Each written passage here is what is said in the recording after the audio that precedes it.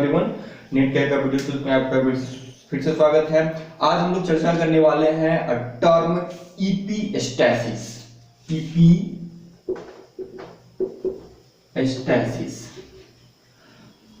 If you discuss about the terminology of epistasis, it's a Greek word that meaning is it's a Greek word जिसका meaning होता है standing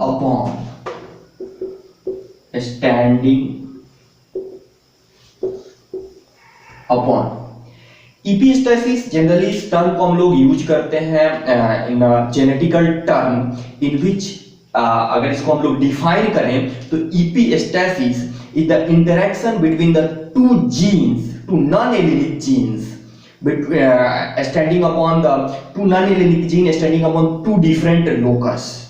Basically, it's an interaction between two non-allelic genes standing upon the two different locus. So यहाँ पे epistasis जो है दो different non-allelic gene के interactions को दिखाता है, जिसमें एक जीन जो है दूसरे जीन के एक्सप्रेशन को कह सकते हैं कि सप्रेस कर देता है। जो जीन एक कह सकते हैं कि मान लीजिए कि आपका एक जीन ए है और दूसरा जीन यहाँ पे बी है, तो यहाँ पे इन केस ऑफ इपीस्टैसिस अगर इसकी बात करें कि अगर जीन ए जीन बी को जो है सप्रेस कर रहा है, ओके, तो जीन ए जो है वो कहलाता है इपीस्टैटिक जीन एंड यहां पे जीन बी जो है वो कहलाता है हाइपोस्टैटिक जीन। यानी कि यहां पे आप कह सकते हैं कि it's basically dominancy of two different non allelic gene, जहां पे इपीस्टैटिक के केस में हम लोग डोमिनेंस और रिसेसिव नहीं यूज करके हम लोग यूज करते हैं इपीस्टैसिस एंड हाइपोस्टैसिस। अगर डोमिनेंसी और रिसेसिव की बात आती है तो आप लोगों को याद आया होगा मेंडेलियन क्रॉस, जिसमें हम लोग बात करते थे डोमिनेंस और रिसेसिव की। तो मेंडेलियन क्रॉस से ये थोड़ा डिफरेंट है। मेंडेलियन क्रॉस में जहां हम लोग किसी एक जीन के दो डिफरेंट अलील के बीच डोमिनेंस और रिसेसिव की चर्चा करते थे, for example TT, it's a gene of tolerance, it's a gene of tolerance, okay, located on the same locus, okay. Here the capital T dominant on the small t, and here the small t is recessive in presence of capital T. तो यहाँ पे जो हम लोग dominance और recessive की चर्चा करते हैं वो सिंगल जीन के लिए करते हैं, सिंगल एलिलिक जीन के लिए करते हैं, लेकिन यहाँ पे जो हम लोग इपीस्टैसिस टर्म की जो चर्चा होती है वो two different non allelic gene के बीच में होती है। यहाँ पे दो अलग अलग ये जीन है, ओके। फॉर एग्जांपल मान लें कि इसको अब जो कि हम लोग ए बी और कर रहे थे, अब ये जीन ए के दो अलील हो गए, कैपिटल ए कैपिटल बी, या ये भी हो सकता है स्मॉल ए और या ये भी हो सकता है small a small b, sorry, okay. So ये two different homozygous and it's a heterozygous. Here it can be capital B, it can be a small b, or it can be a small b and a small b. So see, it's a homozygous and heterozygous. Okay, तो basically हम सीधे कह सकते हैं कि यहाँ पे इपीस्टैसिस जो है वो two different non allelic genes के बीच डोमिनेंसी और रिसेसिवनेस की चर्चा करता है। लेकिन अगर हम लोग सिर्फ डोमिनेंसी की बात करें, जो मेंडेलियन क्रॉस में आप लोगों ने देखा होगा, तो ये सिंपल डोमिनेंस जो होता है, डोमिनेंस और रिसेसिवनेस जो होता है वो सिंगल एलिलिक, यानी कि आप कह सकते हैं सीधे तौर पे कि epistasis is the inter allelic interaction, यानी कि interaction between two different non allelic genes. But in case of dominance it's a interaction between two allele of same gene, यानी कि that means is a intra allelic interaction. EP status is an inter-allelic interaction between two different genes located on different loci, and it's a that means dominance and recessiveness is the interaction between two allele of the same gene. That means it's a intra-allelic interactions located on the same loci. तो यहाँ पे आगे बढ़ने इपिस्टेसिस term को अगर हम लोग आगे बढ़ने से पहले हम लोग थोड़ी सी चर्चा इन दोनों के बीच जो डिफरेंस है उसको कर लेते हैं, जिससे हमको ये पता चल जाएगा कि बेसिक डिफरेंस दोनों के बीच क्या है. फिर हम लोग इपिस्टेसिस को लेके आगे बढ़ेंगे और देखेंगे कि इसमें आखिर क्या होता है. तो अगर हम लोग दोनों के बीच डिफरेंस देखें, डिफरेंस की हम लोग बात करें तो यहाँ पे हम लोग डिफरेंस दिखा रहे हैं कि पहला जो डिफरेंस जैसे हम लोगों ने कहा कि it's a intra allelic interaction. That means the it's a interact between two allele of the same genes. That means it's an allelic suppression. That means one dominant allele suppress the expression of another recessive alleles of the same gene. But in case of epistasis, it's a non-allelic suppression. Okay, that means the two different genes interact between the epistasis. So another difference between these, the first it involve the single pair of alleles. तो अगर बात हम लोग अगर चूंकि single gene की बात हो रही है तो वहां पे सिंगल अलील ही मौजूद होंगे, लेकिन epistasis में हम लोग टू डिफरेंट जीन्स की बात करते हैं तो इसलिए it's involve two pair of alleles. Okay, a third difference between these, the gene suppresses the expression of its allele. That means यहाँ पे जो dominance और suppresses की बात होती है वो आप कह सकते हैं कि अपने दो एलील के लिए होती है, यानी कि एक जीन में जो दो अलील होते हैं उसी में एक डोमिनेंट और दूसरा रिसेसिव होता है, लेकिन यहाँ पे जो एक्सप्रेशन या सप्रेशन जो होता है वो नॉन एलीलिक जीन के बीच होता है. यानी कि कोई नॉन एलीलिक जीन डोमिनेंट होता है और दूसरा नॉन एलीलिक जीन जो होता है वहां पे रिसेसिव होता है, लेकिन यहाँ पे जो है एक ही अलील पेयर के बीच एक अलील जो है डोमिनेंट होता है और दूसरा अलील जो है रिसेसिव होता है. यानी कि एक्सप्रेशन और सप्रेशन जो है सिंगल पेयर ऑफ जीन के बीच होती है, लेकिन यहाँ पे एक्सप्रेशन और सप्रेशन जो है two different pair of alleles के बीच होती है. फोर्थ जो difference between dominance and epistasis है, it's the effect of it's recessive allele is suppressed. That means सीधी बात है, the effect of its recessive allele is suppressed. यानी कि इस डोमिनेंसी का जो केस होता है, अगर डोमिनेंसी की हम लोग बात करें तो वहां पे जो रिसेसिव अलील्स होता है उसका एक्सप्रेशन हमेशा सप्रेस्ड रहता है. ओके, लेकिन इन case of epistasis the alleles, that means the recessive alleles can be expressed or can be suppressed dominant can be suppressed or कह सकते हैं कि dominant alleles of different gene. यानी कि यहाँ पे recessive allele जो है always suppressed नहीं होता है, it can be expressed. Okay, and it can be suppressed a dominant allele of the different gene. फिर से एक बार हम बता दें कि यहाँ पे जो रिसेसिव allele होता है वो ऑलवेज सप्रेस्ड होता है, एक्सप्रेशन उसका नहीं होता, लेकिन यहाँ पे a pair of suppressed a pair of recessive alleles can be expressed or called it can be suppressed a dominant allele of different genes that interact with that. यानी कि वो जीन जो इसे इंटरेक्ट करता है वो डोमिनेंट होते हुए भी सप्रेस्ड हो सकता है by the recessive alleles. So final difference between these is the effect of one allele due to dominant allele. यहाँ पे जो इफेक्ट होता है वो डोमिनेंट एलील्स के द्वारा ही होता है, यानी कि डोमिनेंट एलील ऑलवेज एक्सप्रेसिव होता है और सप्रेसिव एलील जो होता है वो सप्रेस्ड होता है, रिसेसिव एलील होता है सप्रेस्ड होता है. लेकिन यहाँ पे जो आप इफेक्ट देख रहे हैं वो डोमिनेंट एलील्स के द्वारा भी देखे जा सकते हैं और रिसेसिव एलील्स के द्वारा भी देखे जा सकते हैं.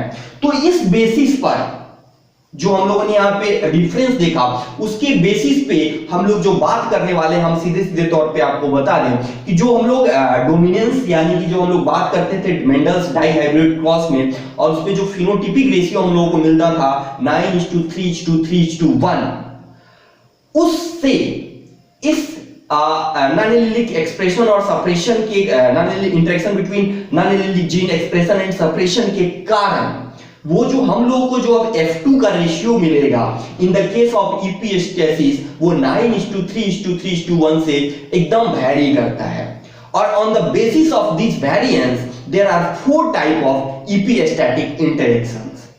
तो ये चारों टाइप की चर्चा हम लोग यहाँ पे अभी करेंगे। आपको पूरी तरह से समझने के लिए आपको ये पूरा वीडियो देखना चाहिए। और हम आपको बता दें कि इस बार ज्यादा चांसेस हैं कि 2 क्वेश्चन इपीएस्टैसिस से या तो 2 नंबर के बी आप कह सकते हैं कि जो आपका बी टाइप क्वेश्चन होता है यानी कि बी सेक्शन जो होता है उसमें 2 क्वेश्चन या एक क्वेश्चन आपको सी सेक्शन में पूछा जा सकता है। यानी कि क्लियरली ये आपको पता होना चाहिए कि इस बार जो है आपका 4 नंबर इपीएस्टैसिस से जरूर पूछेगा। तो इसलिए पूरी तरह से इसको समझने के लिए आपको पूरा वीडियो देखना चाहिए। और अगर आपको वीडियो लगे तो इसको लाइक और सब्सक्राइब जरूर कीजिएगा। तो आइए हम लोग बात कर लेते हैं टाइप ऑफ इपीएस्टैसिस की, इपीएस्टैसिस के कितने टाइप होते हैं on the variance of their expression and suppression and the phenotypic ratio that very with the dihybrid cross phenotypic ratio 9:3:3:1। So first type of epistasis is called dominant epistasis. So first type is called dominant epistasis. Dominant epistasis. Dominant epistasis, that means here the dominant allele of the genes is independently expressed in presence of either dominant our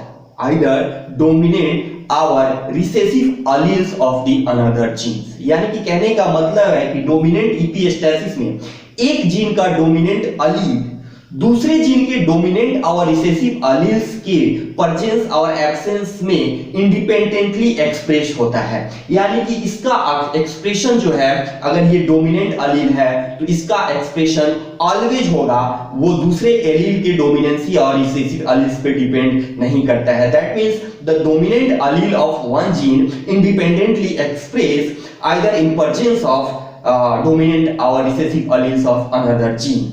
so basically अगर इसके हम लोग interaction की चर्चा करें तो यहाँ पे हम लोग देख लें कि यहाँ पे जो कैपिटल ई और कैपिटल बी अगर इस टाइप का यहाँ पे 2 डिफरेंट आप देख सकते हैं कि एलील पेयर है और वहां पे हम लोग एलील पेयर की बात करेंगे।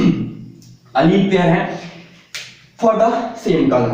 Okay, so in this case a colour will be purple. Okay, but in case of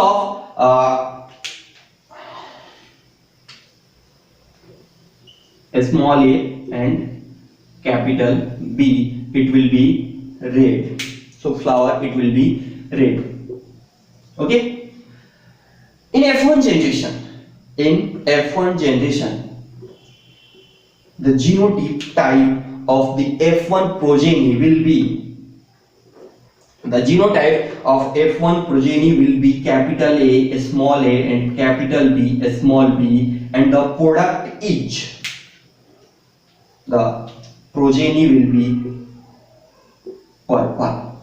So मैंने अभी कहा था कि यहाँ पे किसी एक डोमिनेंट दैट मींस इपीस्टैटिक अलील कह सकते हैं आप यहाँ पे, तो दैट किसी भी एक मतलब जो आपका ये जो डोमिनेंसी शो कर रहा है उसके किसी भी एक अलील के डोमिनेंस अलील के प्रेजेंस के बाद कोई भी दूसरा अलील अपने एक्सप्रेशन को नहीं दिखाता है।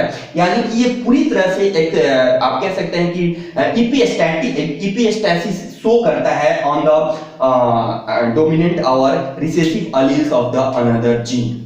यानी कि इसका कोई भी एक डोमिनेंट एलील्स का प्रेजेंस जो है दूसरे अलील के एक्सप्रेशन को पूरी तरह से सप्रेस कर देता है।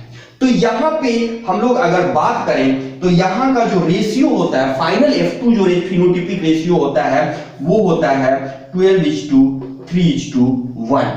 12:3:1। ओके, यहाँ पे हम लोग बात कर रहे हैं कि ये 12:3:1 में क्या क्या आते हैं। तो यहाँ पे अगर हम लोग जीन की बात करें तो सबस्ट्रेट, व्हाइट सबस्ट्रेट, ओके,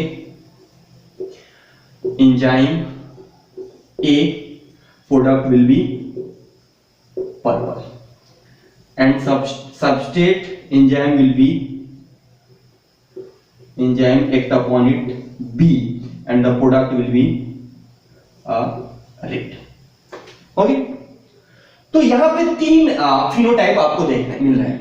पहला white substrate, purple substrate, purple product and the red product. Okay, तो purple product will be find in presence of at least one dominant alleles. That means that epistatic on the another hypostatic alleles. यानी कि purple product हमको तब मिलेगा जब कोई एक, कम से कम कोई एक डोमिनेंट अलील वहां पे मौजूद हो। ओके, और अगर यहाँ पे डोमिनेंट एलील मौजूद है तो ये फर्क नहीं पड़ता है कि आपका दूसरा जो अलील पेयर है वो रिसेसिव है या डोमिनेंट है, इससे कोई फर्क नहीं पड़ता है। अगर एक भी यहाँ पे डोमिनेंट अलील मौजूद है तो वो इनके एक्सप्रेशन को पूरी तरह से दबा देगा और इसका ये पूरी तरह से एक्सप्रेस हो जाएगा, यानी कि प्रोडक्ट जो है आपको मिलेगा पर्पल। ओके, तो यहाँ पे आपको 12 जो है मिलेंगे purple product. Okay, another the product is red. तो रेड प्रोडक्ट तभी आपको मिलेगा जब आपका अलील बी जो है वो एक्सप्रेस होगा, और ये तभी एक्सप्रेस होगा जब आपका जो दूसरा अलील पेयर है वो रिसेसिव फॉर्म में हो, क्योंकि यहां पे बात हो रही है डोमिनेंट इपिस्टेसिस की, यानी कि इपिस्टेसिस जो कैरेक्टर, इपिस्टैटिक कैरेक्टर जो है वो किसी अलील पेयर के, कह सकते हैं कि किसी भी अलील के डोमिनेंसी के कारण हो रहा है, यानी कि जो दूसरा हाइपोस्टैटिक अलील है वो किसी अलील के डोमिनेंसी के कारण दिख रहा है। तो यहाँ पे अलील की बात होती है, यहाँ पे रेड प्रोडक्ट हमको तभी मिलेगा जब जो दूसरा इपिस्टैटिक अलील है वो रिसेसिव फॉर्म में हो। ओके, यानी कि जो रेड प्रोडक्ट मिलेगा वो हमको 3 मिलेगा 16 में से। अगर F2 जनरेशन की हम लोग बात करें तो उसमें से 3 जो होगा वो हमको रेड मिलेगा, और बाकी व्हाइट तब हमको मिलेगा जब दोनों प्रोडक्ट, जब कोई भी एंजाइम नहीं हो, और कोई एंजाइम नहीं होने का मतलब है कि आपका दोनों अलील जो है वो रिसेसिव फॉर्म में है, यानी कि ना एंजाइम ए बन रहा है ना एंजाइम बी बन रहा है, यानी कि दोनों में से कोई भी जीन जो है वो एक्सप्रेस नहीं हो रहा है, और ऐसा कंडीशन तभी होगा जब दोनों अलील जो है वो रिसेसिव फॉर्म में हो। तो यहाँ पे 3 कंडीशन बन रहे हैं। पहला condition, genotype in which allele A presence in a dominant situation and the product will be purple. Second, the genotype in which a product B will be in dominant condition and product allele, आप कह सकते हैं कि allele A in always recessive condition and the product will be red. And the third case is white substrate. That means neither enzyme A or enzyme B will be formed. That means the both allele are present in the recessive conditions. यानी कि दोनों में से कोई enzyme नहीं मिल रहा है। तो यहाँ पे आप फिगर में देख सकते हैं, जो हमने यहाँ पे एक फिगर जो यहाँ पे आपको दिखाई जा रही है, उस फिगर में आप देख सकते हैं कि आपका जो 12 पर्पल प्रोडक्ट बन रहा है उसमें कौन कौन सा जीनोटाइप आ रहा है, जो 3 रेड प्रोडक्ट बन रहे हैं उसमें कौन कौन सा जीनोटाइप आ रहा है, और आपको एक मिलेगा जिसमें हमने आपको बताया कि जो व्हाइट सबस्ट्रेट है वो क्यों आ रहा है। ओके, तो ये कंडीशन आपकी, ये 3 कंडीशन बन सकते हैं जीनोटाइप के जिसमें आपका इपिस्टेसिस हो सकता है। ओके, तो ये बात हो गई डोमिनेंट इपिस्टेसिस की, जिसमें हम लोगों को 12:3:1 रेशियो मिलता है। अब दूसरी बात, दूसरा टाइप जो होता है वो होता है रिसेसिव इपिस्टेसिस। यहाँ पे हम लोग बात करें तो दूसरा टाइप जो होता है वो होता है रिसेसिव इपिस्टेसिस। ये दो अगर आपको समझ जाए तो तीसरा और चौथा बहुत ज्यादा डिफिकल्ट नहीं है, काफी आसान है, आप उसको समझ सकते हैं काफी आसानी से। तो यहाँ पे अगर हम लोग रिसेसिव इपिस्टेसिस की बात करें तो यहाँ पे रिसेसिव इपिस्टेसिस में आप कह सकते हैं कि जो एक अलील होता है वो इंडिपेंडेंटली एक्सप्रेस होता है, लेकिन दूसरा अलील पेयर जो होता है वो इंडिपेंडेंटली एक्सप्रेस नहीं होता है। वो चाहे डोमिनेंट हो या रिसेसिव हो। तो यहां पे हम लोग अगर बात करें तो capital A small B, okay, it will be red in colour, and the second genotype of the parent will be a small a capital B, it will be white in color, white in color, and the F1 genotype of this parents will be capital A small a and capital B small b, and this genotype will be colored with the purple, okay.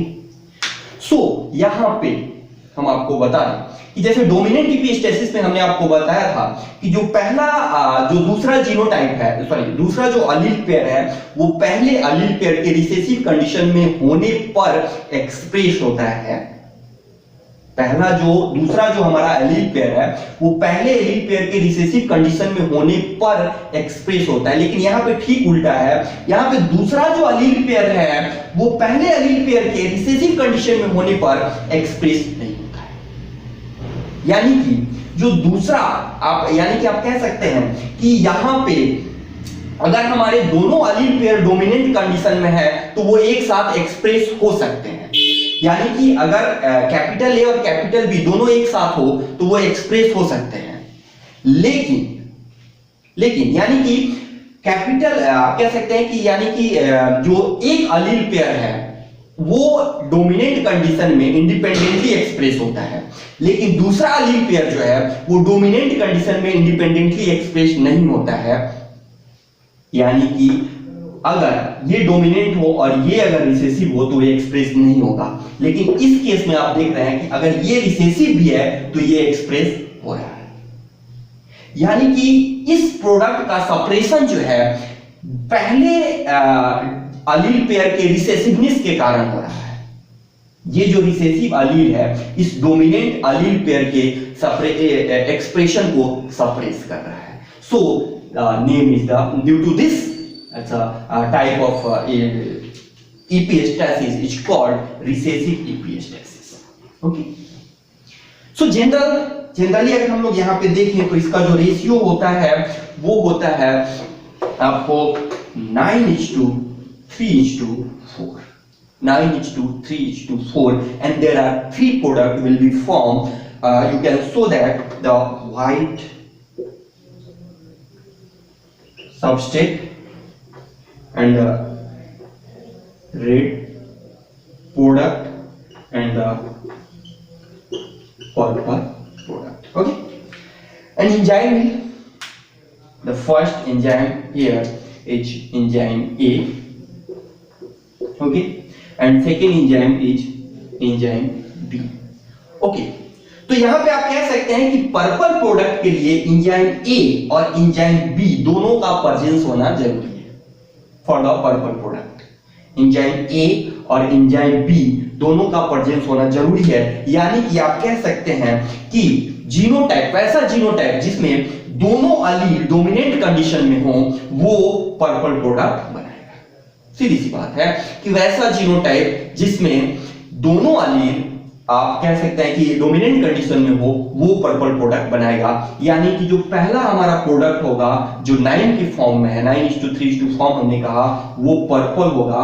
यानी कि जितने भी 9 genotype होंगे, ये जो 9 genotype जो होंगे उसमें दोनों अलील जो है डोमिनेंट कंडीशन में रहेंगे, okay. Second 3 red product, okay. Here the product is formed when the enzyme A will be present. Enzyme A will be present in dominant condition, independently expressed in presence of recessive B allele. Okay? तो यहाँ पे जो enzyme A होगा, अगर enzyme A dominant condition में है, यानी कि अगर इस तरह का कंडीशन है जिसमें एंजाइम ए डोमिनेंस है और दूसरा एंजाइम रिसेसिव है, तो यहाँ पे प्रोडक्ट आपका जो होगा वो रेड होगा, और तीसरा कंडीशन जो है वो व्हाइट होगा, जिस कंडीशन में आपका अगर रिसेसिव अलील मौजूद हो और दूसरा डोमिनेंट या रिसेसिव हो, उससे फर्क नहीं पड़ता है, तो आपका जो सबस्ट्रेट होगा वो व्हाइट होगा। यानी कि तीन कंडीशन बनते हैं। पहले कंडीशन में अगर दोनों अलील डोमिनेंट कंडीशन में हो तो हमारा प्रोडक्ट पर्पल होगा। दूसरे कंडीशन में अगर सिर्फ ए अलील जो है डोमिनेंट कंडीशन में हो, सिर्फ ए अलील, वो चाहे एक हो चाहे पेयर में हो, तो वो डोमिनेंट कंडीशन में हो, और दूसरा अलील रिसेसिव कंडीशन में हो तो वो रेड प्रोडक्ट बनाएगा। और तीसरा कंडीशन जो होगा उसमें अलील ए जो है वो रिसेसिव कंडीशन में होगा, चाहे दूसरा अलील रिसेसिव हो या डोमिनेंट हो, फर्क नहीं पड़ता है, तो वो व्हाइट सबस्ट्रेट बनाएगा। यानी कि आप फिगर में देख सकते हैं कि तीनों कंडीशन में कौन सा जीनोटाइप, जो हमने तीन कंडीशन बताया वो किस तरह से आपका कितना कितना 9:3 फॉर्म के रेशियो में आप यहाँ पे फिगर में देख सकते हैं कि वो आपको ये तीन फिनोटाइप रेशियो आपको दे रहा है। ओके, अब हमारा जो तीसरा टाइप है वो है डबल डोमिनेंट। पहले हम लोग बात कर लेते हैं डबल रिसेसिव की। तीसरा जो हमारा टाइप है वो है हमारा double recessive epistasis. Double recessive epistasis. तो डबल रिसेसिव इपिस्टेसिस में आप लोग हमको आपको बता दें, it's a complementary gene interaction, यानी कि एक जीन का इपिस्टेसिस दूसरे जीन को कंप्लीमेंट करता है।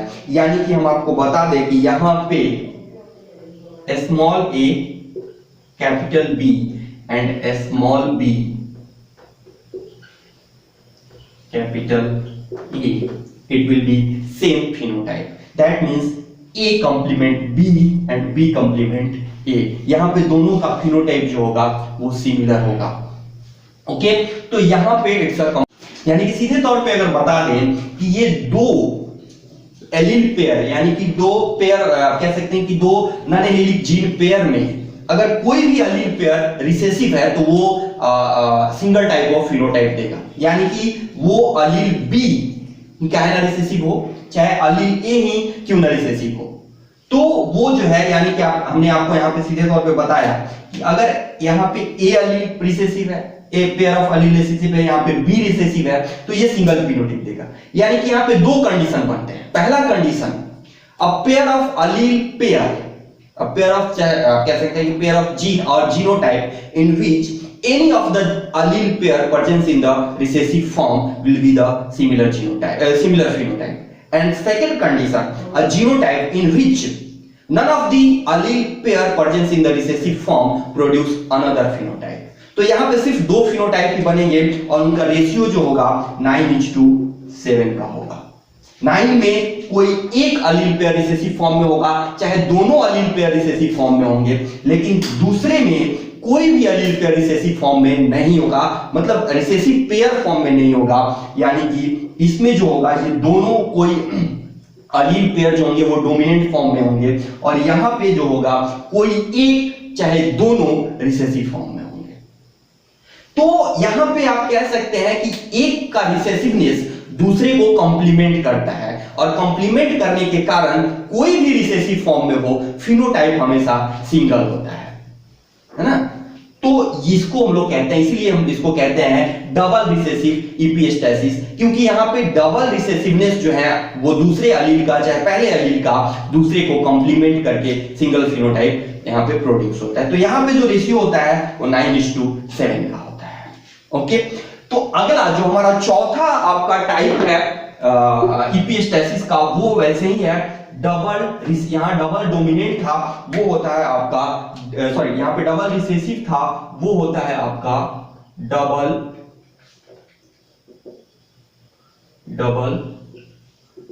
डोमिनेंट। चौथा है double. So in case of double dominant epistasis there are two phenotype and the ratio of phenotype 15:1। So आप देख रहे हैं कि यहां पे दोनों के बीच काफी डिफरेंस है। तो वहां पे जैसे हम लोगों ने बात की थी रिसेसिव इपिस्टेसिस में कि दोनों में से कोई भी एलील पेयर अगर रिसेसिव फॉर्म में है तो वो दूसरे को कंप्लीमेंट करके कलर प्रोडक्ट जो है वो दे देता है। लेकिन इन केस ऑफ डोमिनेंट इपिस्टेसिस अगर कोई भी अलील जो है, अगर सिंगल अलील भी जो है अगर डोमिनेंट कंडीशन में है, आप समझ सकते हैं कि कोई भी अलील, दोनों जीन में से कोई भी अलील अगर डोमिनेंट कंडीशन में है तो वो कलर प्रोडक्ट देगा, यानी कि वो जीन जो है एक्सप्रेस होगा और प्रोडक्ट जो है आपका कलर होगा। फॉर एग्जांपल यहां पे हम आपको बता दें कि आपका ये है colourless product and here is the colored product and it will be produce color either in presence of enzyme A or in presence of enzyme B. But in case of absence of both enzyme, that means the genotype in which both allele pair presents in the recessive form, the product is always colorless. So in the F2 आप कह सकते हैं कि in the F2 progeny there will be a single one condition in which both of the gene, both of the allele presents in the recessive condition and all of the and except one, all of the genotype have a single or double or all dominant allele. So here the ratio will be 15:1. The condition 1, condition 1 genotype condition 1 in which any of the allele presents in the dominant form or both of the allele presents in the dominant form, and the second condition of genotype is both of the genes or both of the allele pair presents in the recessive form produce colorless product, and the another 15 presents colored product either in presence of enzyme A or in the presence of enzyme B or presence of both of these active enzyme in expressed form. So either I think you enjoy this video. If you enjoy this video, please like and subscribe my channel and share with the another friends.